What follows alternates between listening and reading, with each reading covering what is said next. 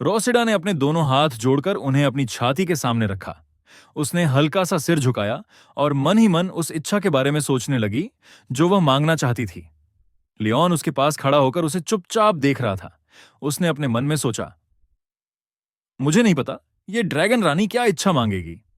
एक silver dragon queen होने के नाते वह तो जो चाहे आसानी से पा सकती है। वह उसकी इच्छा को लेकर बहुत उत्सुक था। उसे पता था कि रानी के पास किसी चीज की कमी नहीं थी और जो भी वह चाहती उसे पाने की शक्ति भी उसमें थी। लियोन के कहने पर रोस विदर ने केक के सामने बहुत श्रद्धा से इच्छा मांगने की मुद्रा बनाई। उसने आंखें बंद की और धीरे से अपनी इच्छा फुसफुसाई, मेरा बंदी कभी भी भाग न सके। यह सुनते ही लियोन बुरी तरह चौंक गया। हाँ, उसे बिल्कुल उम्मीद नहीं थी कि रोस विदर इतनी अजीब इच्छा मांगेगी।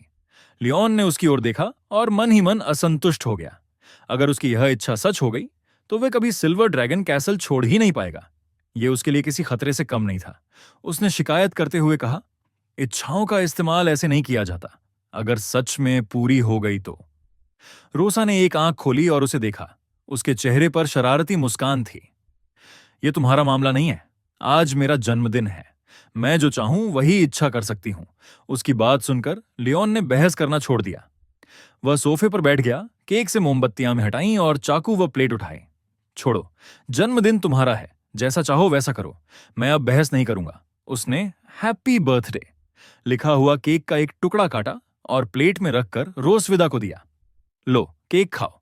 रोसविदा ने दोनों हाथों से केक लिया और बोली, धन्यवाद। फिर लियोन ने अपने लिए वह टुकड़ा काटा जिस पर रॉसवी लिखा था। यह देखकर रोसविदा चौंक गई। उसे समझ आ गया कि वह उसका नाम लिखा हुआ टुकड़ा खाने वाला है। उसे यह बिल्कुल अच्छा नहीं लगा। रुको, तुम वही टुकड़ा क्यों खा रहे हो? लियोन ने शांत स्वर में जवाब दिया। क्यों? मैं बस रोसवी को खाना चाहता हूं। उसने कांटे से केक का छोटा सा टुकड़ा उठाया और मुंह में डाल लिया।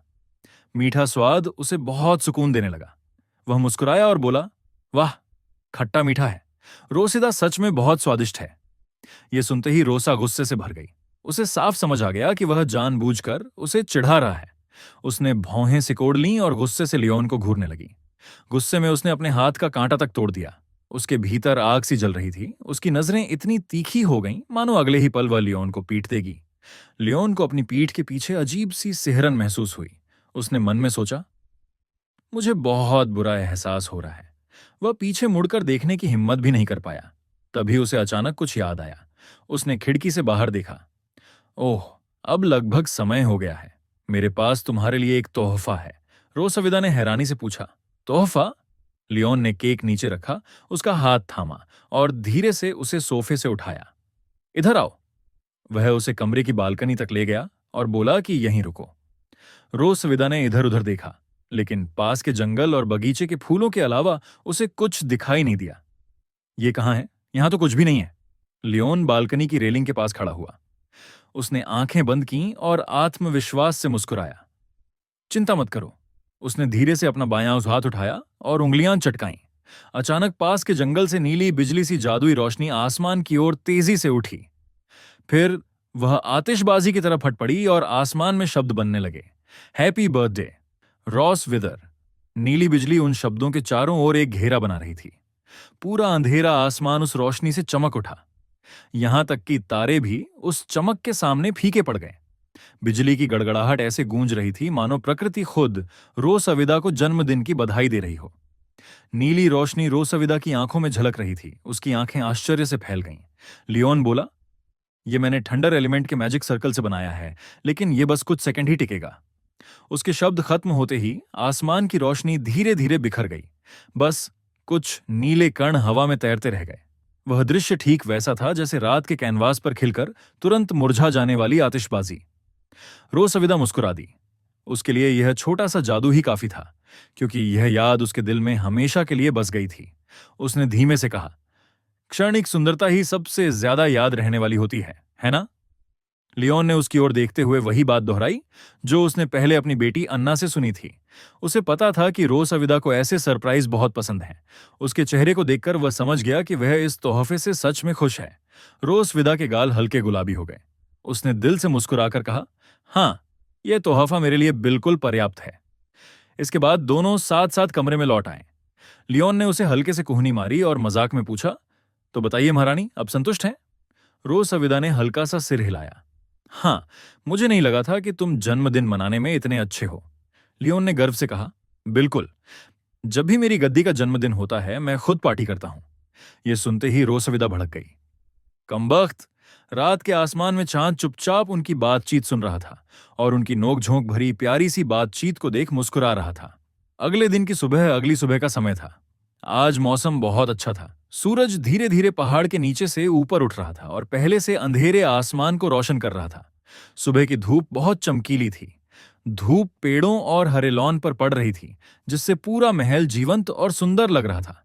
महल की दीवारों पर सुनहरी रोशनी ऐसे फैल रही थी मानो उन पर सोने की हल्की चादर चढ़ा दी गई हो। बाहर पक्षियों की चहचहाहट गूंज रही थी, मानो वे सबको जगने की याद दिला रहे हों। रोसिदा का कमरा रोसिदा पहले ही जाग चुकी थी। उसने मुंह खोला और अनजाने में जम्हाई ले ली। वह चुपचाप सोफे पर बैठी थी। उसने हाथ उठाकर मुंह ढका और फिर से जम्हाई ले ली। लग रहा था कि उसे पूरी नींद नहीं मिली थी। लियोन भी जाग चुका था। उसने एक बड़ा गुलाबी गिफ्ट बॉक्स निकाला और उसमें कल रात का बचा हुआ केक रख दिया। वह चाहता था कि यह केक महल के बाकी लोगों के साथ बांट दिया जाए। इसी दौरान उसने देखा कि रोसिदा उसके पास बार बार जम्हाई ले रही है। उसने पूछा, तुम इतनी जम्हाई क्यों ले रही हो? रोसा ने आंखें बंद कर हल्के से अपनी कनपटियां मलते हुए कहा, लियोन, नहीं, बस इन दिनों मुझे थोड़ा ज्यादा नींद आने लगी है। उसने हल्का सा सिर झुकाया और अपने पेट की ओर देखा। हालांकि बाहर से कोई बदलाव दिखाई नहीं दे रहा था, लेकिन उसे अंदर से कुछ अलग सा महसूस हो रहा था। उसने धीरे से अपना पेट छुआ और मन में सोचा, अजीब है, मेरा पेट थोड़ा बड़ा सा लग रहा है, जबकि मैं हमेशा संतुलित खाना खाती हूं और नियमित रूप से व्यायाम भी करती हूं। फिर उसने लियोन की ओर देखा, जो केक पैक कर रहा था। अगर पहले से कोई फर्क था तो बस इतना कि हाल के दिनों में हम दोनों का साथ में काम करना थोड़ा कम हो गया था। वह समझ नहीं पा रही थी कि उसके शरीर में ऐसा बदलाव क्यों हो रहा है। लियोन ने केक बॉक्स को लाल रिबन से बांधा और उस पर एक सुंदर सा धनुष बनाया। ऐसा करते हुए उसने मजाक में कहा, तो हमारी महारानी भी कभी कभी आलस कर लेती हैं। मैं तो समझता था कि आप पूरी तरह काम की दीवानी हैं। यह सुनते ही रोसिदा की भौहें तन गईं। उसे लगा कि लियोन उसका मजाक उड़ा रहा है। वह तुरंत सोफे से खड़ी हो गई और गुस्से में बोली, मैं हर दिन सुबह 8 बजे से शाम 5 बजे तक बिना किसी छुट्टी के काम करती हूं, तो क्या आज थोड़ा ज्यादा सो लेना गलत है? रोसिदा का गुस्सा देखकर लियोन घबरा गया। उसने दोनों हाथ उठाकर शांति का इशारा किया। ना नहीं, ऐसा कुछ नहीं, तुम आराम करो। उसी पल रोसिदा को अचानक तेज चक्कर आने लगे। उसे लगा जैसे उसका सिर जोर से हिला दिया गया हो। बहुत असहज महसूस करते हुए उसने आंखें बंद कर लीं और सिर पकड़ लिया। उसका शरीर लड़खड़ाने लगा और वह संतुलन खो बैठी। अगले ही पल वह वापस सोफे पर गिर पड़ी। उसके दिमाग में तेज गूंज हुई और कुछ पलों के लिए उसकी सोच बिल्कुल खाली हो गई। यह देखकर लियोन तुरंत केक बॉक्स छोड़कर उसके पास पहुंचा। क्या हुआ? क्या तुम सच में बीमार हो? लेकिन रोसिदा उस समय कुछ बोल पाने की हालत में नहीं थी।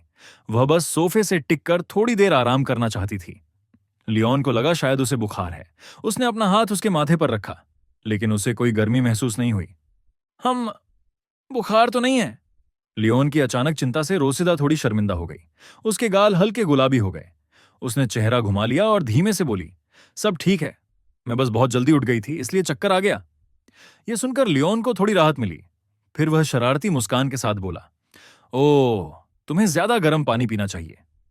उसका यह लापरवाह जवाब सुनकर रोसिदा को फिर गुस्सा आ गया। उसने गंभीर नजरों से उसे देखा। अब वह लियोन को अपने सामने बिल्कुल नहीं देखना चाहती थी। उसने गुस्से में उसे अपने कमरे से बाहर निकाल दिया और चिल्लाई, मेरे कमरे से बाहर निकलो। लियोन को प्रतिक्रिया करने का मौका भी नहीं मिला और वह सीधे कमरे के बाहर गलियारे में पहुंच गया। हालांकि उसे बाहर निकाल दिया गया था, फिर भी उसे उसका यह व्यवहार काफी दिलचस्प लगा। वह मुस्कुराया और केक बॉक्स लेकर रसोई की ओर चला गया ताकि केक सबके साथ बांट सके। रोसिदा का जन्मदिन ऐसे ही खुशी और आश्चर्य से भरा दिन बन गया। कुछ दिनों बाद लियोन हमेशा की तरह नोआ और मुएन को रोसिदा की निजी लाइब्रेरी में लेकर आया। नोआ सोफे पर चुपचाप किताब पढ़ रही थी, जबकि लियोन मुएन को जादू का ज्ञान सिखा रहा था। मुएन को होमवर्क देने के बाद लियोन फिर से किताबें ढूंढने लगा, अपने जादू के कमजोर होने का कारण जानने के लिए। तभी नोआ ने देखा कि वह बार बार एक के बाद एक किताब निकालकर ध्यान से पढ़ रहा है। वह उसके पास आई और बोली, पापा, आप कुछ ढूंढ रहे हो क्या? नोआ की बात सुनकर लियोन ने किताब वापस रख दी और मुस्कुराकर बोला, नहीं, बस समय काट रहा हूं। वह नहीं चाहता था कि नोआ और मुएन को अभी उसके जादू की समस्या के बारे में पता चले। उसने मन ही मन सोचा, अगर उन्हें पता चल गया तो वे बेवजह चिंता करेंगे, और अगर ये बात रोसिदा तक पहुंच गई तो। उसने कल्पना की, रोसिदा शैतानी मुस्कान के साथ उसका मजाक उड़ा रही है। तुम कितने कमजोर हो। यह सोचकर लियोन के चेहरे पर अजीब सी मुस्कान आ गई। वह बिल्कुल नहीं चाहता था कि ऐसा कभी हो।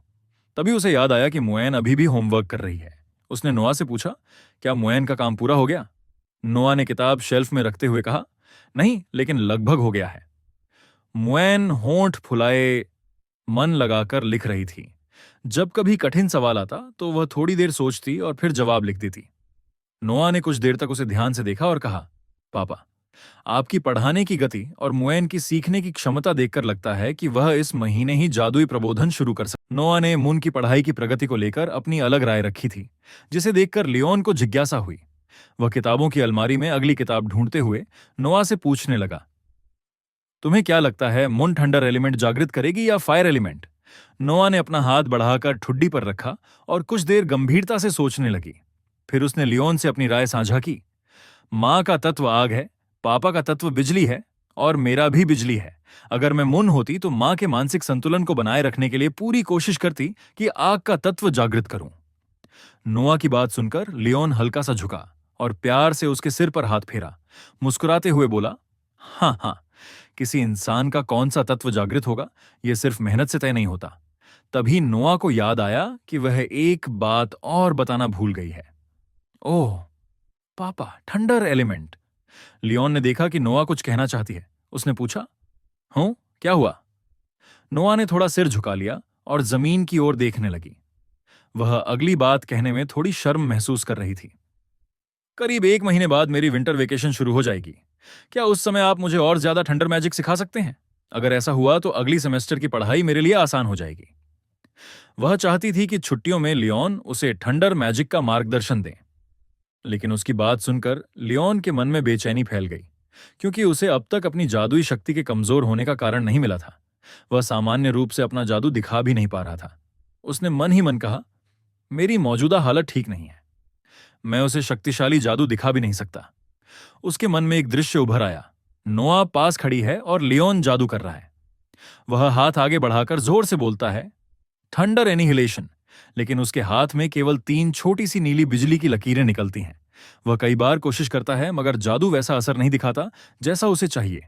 स्पष्ट था, अपनी मौजूदा स्थिति में वह नोआ को थंडर मैजिक नहीं सिखा सकता। लियोन अपने हालात से बेहद निराश हो गया। वह थककर जमीन पर घुटनों के बल बैठ गया और उसकी आंखों से आंसू बहने लगे। उसे उम्मीद नहीं थी कि उसकी कमजोर जादुई शक्ति नोआ के सामने उसे इतना शर्मिंदा कर देगी। जब नोआ ने देखा कि उसके पापा जादू नहीं कर पा रहे हैं, तो वह धीरे धीरे उसके पास आई। वह नीचे बैठी और हल्के से उसकी पीठ थपथपाई। शांत स्वर में बोली, कोई बात नहीं पापा, आप ऐसे भी बहुत प्यारे लगते हैं। फिर वह उठी और जाने लगी। चलते चलते बोली, आप पहले अपना काम कर लीजिए, मैं मम्मी से सीख लूंगी। क्योंकि लियोन शक्तिशाली थंडर मैजिक नहीं कर पा रहा था, इसलिए नोआ को रोजडा से सीखना पड़ता। नोआ को जाते देख लियोन का दिल बहुत दुखी हो गया। हालांकि वह सामान्य रूप से जादू नहीं कर पा रहा था, लेकिन उसके मन में जैसे काले बादल और तूफान उमड़ने लगे। उसने हाथ बढ़ाकर नोआ को रोकना चाहा। नहीं, ऐसा कभी नहीं होना चाहिए। उसने जोर से अपने मन की उस कल्पना को झटक दिया। अगर ऐसा सच में हुआ तो यह उसके लिए बहुत बड़ा झटका होगा। वह नहीं चाहता था कि नोआ उससे निराश हो, और न ही वह चाहता था कि रोजिडा उसकी जगह ले ले। लियोन की आंखों में संघर्ष की आग जल उठी। उसका जुनून और लड़ने की भावना फिर से जाग उठी। उसने मुट्ठियां भींच लीं और मन ही मन कहा, परिवार में मेरी जगह मैंने खुद बनाई है, और मेरी बेटी के दिल में मेरी जगह भी मुझे ही बनाए रखनी है। नोआ और मुन के दिलों में अपनी छवि बनाए रखने के लिए वह किसी भी हालत में नोआ के अनुरोध को ठुकरा नहीं सकता था। वह नहीं चाहता था कि उसकी शक्तिशाली पिता वाली छवि डगमगा जाए। जब उसने अब तक कोई जवाब नहीं दिया तो नोआ थोड़ी उदास हो गई। उसे लगा शायद यह बात उसके लिए मुश्किल है। उसने धीरे से कहा, अगर आपको असुविधा हो तो कोई बात नहीं, रहने दीजिए। जैसे ही नोआ उम्मीद छोड़ने वाली थी, लियोन झुका और उसके कंधे पर हाथ रखा। उसे जवाब देना ही था। दृढ़ नजर से देखते हुए उसने कहा, बिल्कुल कोई समस्या नहीं, चिंता मत करो, पापा तुम्हें जरूर पूरी मेहनत से थंडर मैजिक सिखाएंगे। ये सुनते ही नोआ की आंखें खुशी से चमक उठीं। उसका चेहरा उसकी खुशी छिपा नहीं पा रहा था। सच में? उसने पूछा। लियोन ने सिर हिलाकर कहा, मैं अपना वादा निभाता हूं। नोआ खुशी खुशी उसके पास आई, उसकी गर्दन से लिपट गई और गाल पर हल्का सा चुंबन दिया। धन्यवाद पापा। लियोन पल भर के लिए स्तब्ध रह गया। उसे बिल्कुल उम्मीद नहीं थी कि नोआ ऐसा करेगी। नोआ जल्दी से पीछे हट गई। वह नहीं चाहती थी कि लियोन उसका शर्माया हुआ चेहरा देख ले। लियोन वहीं खड़ा रह गया, चेहरा लाल, दिमाग खाली। वह समझ ही नहीं पा रहा था कि अभी अभी क्या हुआ। नोआ ज्यादा देर उसके सामने नहीं रुकी। वह तेज कदमों से मुन की ओर जाती हुई बोली, मैं मुन से मिलने जा रही हूं। वह भले ही अपनी भावना छिपाने की कोशिश कर रही थी, लेकिन उसके हल्के कदम साफ बता रहे थे कि वह बहुत खुश है। लियोन उसे जाते हुए बस देखता रह गया। उसके भीतर फिर से आग भड़क उठी। मेरी बेटी के लिए मुझे छुट्टियों से पहले अपनी जादुई शक्ति वापस पाना ही होगा। नोआ के स्नेह ने उसे गहराई से प्रेरित कर दिया था। उसने ठान लिया कि वह अपनी शक्ति के क्षय का कारण जरूर ढूंढेगा और उसे जल्दी से बहाल करेगा। शांत होकर लियोन फिर से लाइब्रेरी की अलमारियों के बीच जादुई थकावट से जुड़ी किताबें ढूंढने लगा। उसने ठुड्डी पर हाथ रखकर पिछले 2 हफ्तों की सारी कोशिशें याद की। मैंने कई कारणों को पहले ही नकार दिया है, कई तरीके आजमाए, फिर भी कोई खास नतीजा नहीं मिला। क्या मेरी रिसर्च की दिशा ही गलत है? तभी उसके मन में एक विचार आया। उसकी आंखें थोड़ी फैल गईं। क्या समस्या मुझ में नहीं, बल्कि किसी बाहरी कारण में है? रोजिडा का बंदी बनने के बाद उसके शरीर पर केवल एक ही नई चीज आई थी, ड्रैगन मार्क। लियोन ने नीचे देखा और अपनी छाती को हल्के से छुआ। जब से रोजिडा ने उसके शरीर पर वह अजीब बैंगनी ड्रैगन मार्क छोड़ा था, उसकी जादुई शक्ति कभी भी पूरी तरह मुक्त नहीं हो पाई थी। उसने पहले इस बात पर ध्यान ही नहीं दिया था। क्या यह मेरी जादुई शक्ति को सोख रहा है? जैसे ही उसने सोचा, ड्रैगन मार्क उसकी छाती पर उभर आया। वह हल्की बैंगनी रोशनी छोड़ने लगा, मानो वह उसे कुछ बताने की कोशिश कर रहा हो। ड्रैगन मार्क से जुड़ी बातें की थीं, इसलिए पहले हम इसे थोड़ा समझ लेते हैं। ड्रैगन मार्क एक सहायक जादू है, जिसे ड्रैगन दंपत्ति आपसी निष्ठा बनाए रखने और आकर्षण बढ़ाने के लिए उपयोग करते हैं। आमतौर पर यह दिखाई नहीं देता, लेकिन जब साथी दूर होता है तो इसका रंग हल्का बैंगनी हो जाता है। जब दंपत्ति के शरीर आपस में जुड़े होते हैं तो यह गहरे बैंगनी रंग में बदल जाता है, और यदि उनका शारीरिक संपर्क और गहरा हो जाए तो यह गहरा बैंगनी ड्रैगन मार्क लगातार तेज रोशनी छोड़ने लगता है। लियोन की चिंता इस दौरान लियोन ने कई तरीके आजमाए और लाइब्रेरी में बहुत सी किताबें पढ़ीं, लेकिन फिर भी वह अपने जादू के खत्म होने का कारण नहीं खोज पाया। तभी उसे याद आया, उसने अब तक अपनी शारीरिक स्थिति के बारे में कभी गंभीरता से नहीं सोचा था। उसने अंदाजा लगाया कि क्या उसके शरीर के भीतर मौजूद ड्रैगन मार्क उसके जादू को प्रभावित कर रहा है। परीक्षण। वह अपने कमरे के बाथरूम में लौटा, कमीज उतारी और अपनी छाती पर मौजूद ड्रैगन मार्क को प्रकट किया। उसने सिर झुकाकर उसे हल्के से छुआ और मन ही मन सोचा, शुरुआत में रोसिडा बस मुझे ड्रैगन मार्क से परेशान करती थी। अगर उसे पता होता कि यह मेरी जादुई शक्ति चुरा लेता है तो वह मुझे बहुत पहले ही छेड़ने लगती। लियोन ने तय किया कि वह अपने शरीर की जादुई शक्ति को बाहर निकाल कर देखेगा कि क्या ड्रैगन मार्क उसे सोख लेता है या नहीं। बिजली का जादू। उसने आंखें बंद की और धीरे धीरे अपने शरीर के भीतर मौजूद जादू को संचालित किया। जल्द ही उसके शरीर के चारों ओर नीली बिजली की कई धाराएं दिखाई देने लगीं। यह था लियोन का ठंडर, बिजली, तत्व जादू। बिजली उसके शरीर के चारों ओर लिपट गई और तेज आवाजें करने लगीं। वे उसके आदेश की प्रतीक्षा कर रही थीं। लियोन ने मन में कहा, जादू हथेलियों से होकर, बाहों से गुजरते हुए, कंधों से होते हुए अंत में छाती तक पहुंचे। वह साफ महसूस कर सकता था कि सिर, कंधों और हाथों से जादुई ऊर्जा उसके शरीर के जादुई सर्किट के माध्यम से छाती की ओर बढ़ रही है। लेकिन जैसे ही वह शक्ति उसकी छाती में पहुंची, वह अचानक गायब हो गई, मानो किसी चीज ने उसे पल भर में निगल लिया हो। ड्रैगन मार्क से हल्की सी बिजली चमकी, जैसे यह साबित कर रही हो कि उसने पूरी जादुई शक्ति नहीं ली, केवल थोड़ा सा हिस्सा। निष्कर्ष। लियोन ने भौहें सिकोड़ लीं। उसने ड्रैगन मार्क की ओर देखते हुए धीमे स्वर में कहा, सच में मेरी जादुई शक्ति जैसे ही छाती में पहुंचती है गायब हो जाती है।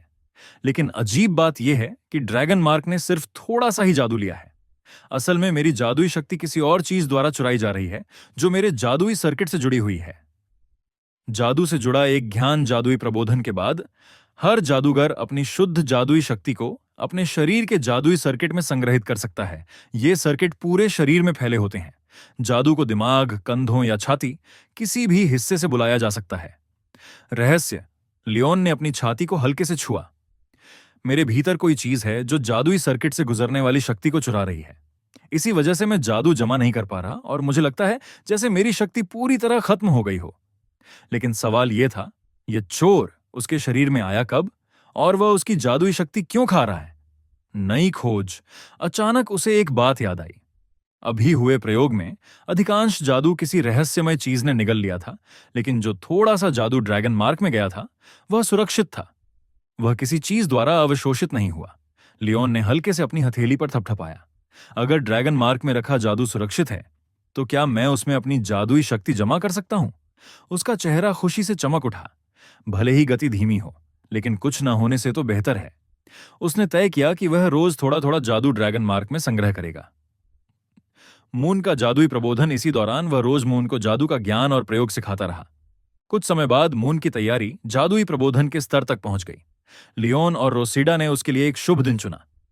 उस दिन मौसम बेहद सुहावना था। धूप सिल्वर ड्रैगन कासल पर ऐसे चमक रही थी मानो वह मून को आशीर्वाद दे रही हो। माता पिता की बहस। लियोन सुबह जल्दी उठा और लॉबी की ओर गया। आज उसकी बेटी मून का तत्व जागरण, एलिमेंट अवेकनिंग था। कुछ ही देर में रोसिडा भी वहां पहुंची। लियोन ने मुस्कुराते हुए कहा, गुड मॉर्निंग, आज मौसम सच में बहुत अच्छा है। रोसिडा थोड़ी हैरान हुई, क्योंकि आम तौर पर लियोन इतना शिष्ट नहीं होता। उसने हाथ बांधकर कहा, आज तुम खुद पहल करके बात कर रहे हो, लगता है तुम्हारा मूड अच्छा है।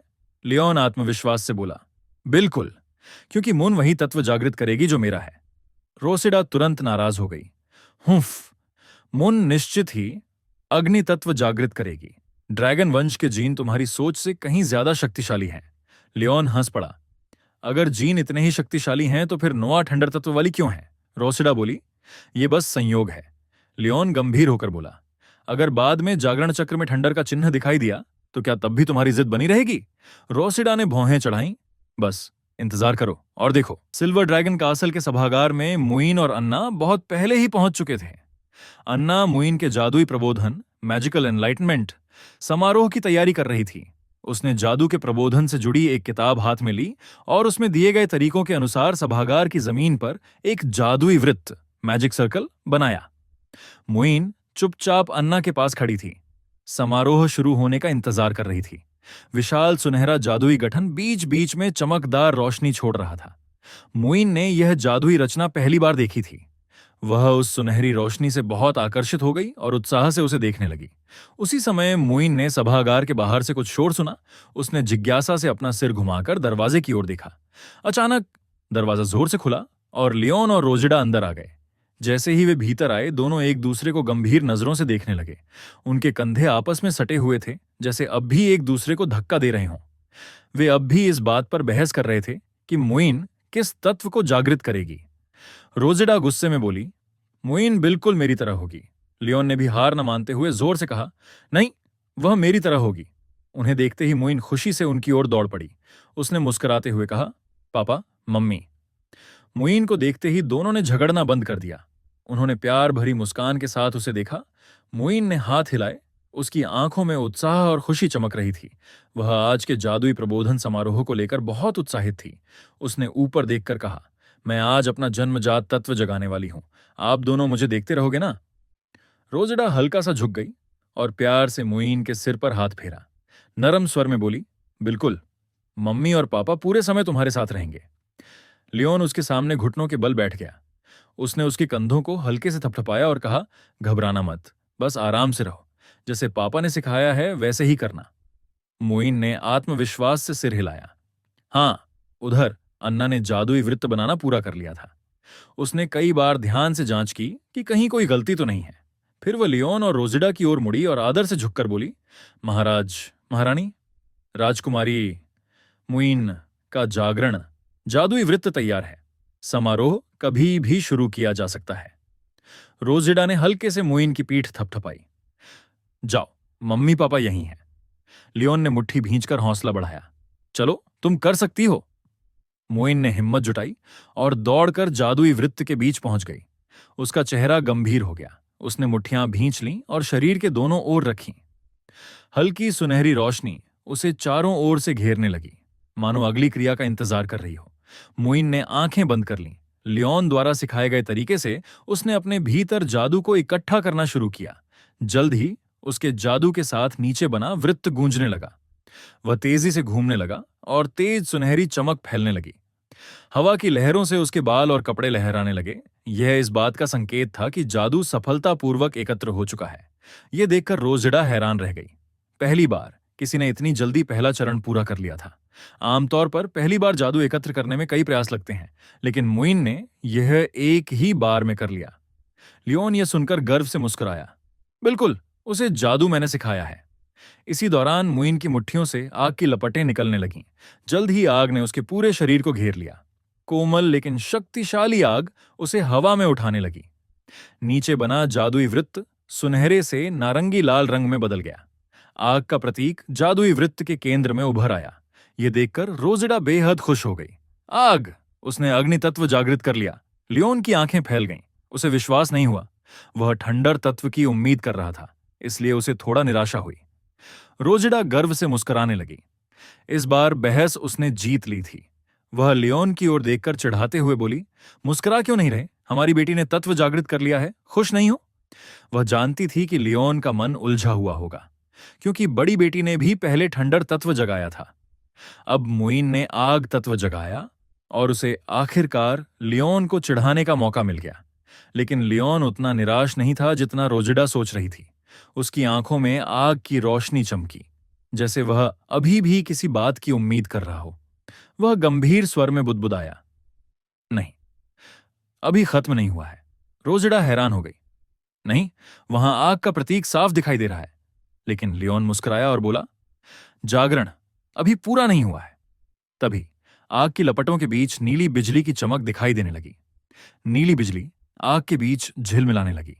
भले ही वह आग को पूरी तरह ढक नहीं रही थी, लेकिन यह साफ था कि मुइन ने एक साथ दो तत्व जागृत कर लिए थे। रोजिडा की आंखें हैरानी से फैल गईं। ये तो